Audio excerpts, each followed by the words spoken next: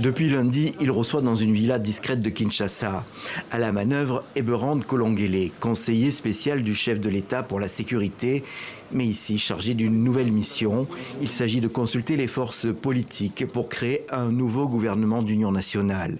La réponse imaginée par Kinshasa au vu de l'avancée du M23 dans l'est du pays.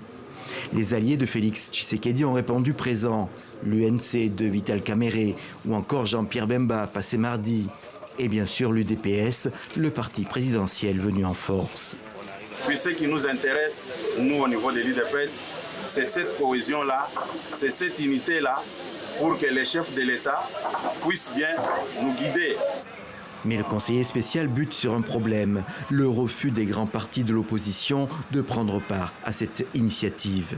Ainsi, dans le camp de Moïse Katumbi, on affirme ne pas être concerné. En même temps qu'avec la guerre, nous vivons une crise politique réelle dans les pays. La preuve en est qu'il y a des forces politiques importantes qui n'ont pas participé aux élections de 2023, mais qui ne sont pas représentées dans les institutions, qui ne reconnaissent pas ce qui s'est passé. Il y en a d'autres qui sont dans l'opposition républicaine et d'autres qui ont pris les armes. Donc pour dire qu'ils ne sont pas d'accord avec ce qui se passe. Alors, dans ces conditions-là, la solution ne viendrait pas d'une consultation. Même critique que du côté du FCC, Front commun pour le Congo. L'opposition réunie autour de l'ancien président Joseph Kabila. Elle a détaillé dans un communiqué son rejet de cette initiative qui ne serait selon elle qu'une stratégie pour agrandir le cercle de l'Union sacrée.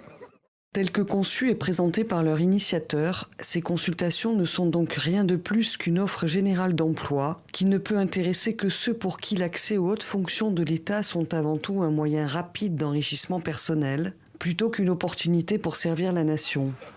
Enfin, chez SID, autre grande force d'opposition emmenée par Martin Fayoulou, on ne veut envisager que la médiation déjà engagée par les églises de manière à élargir le débat aux grands problèmes du pays.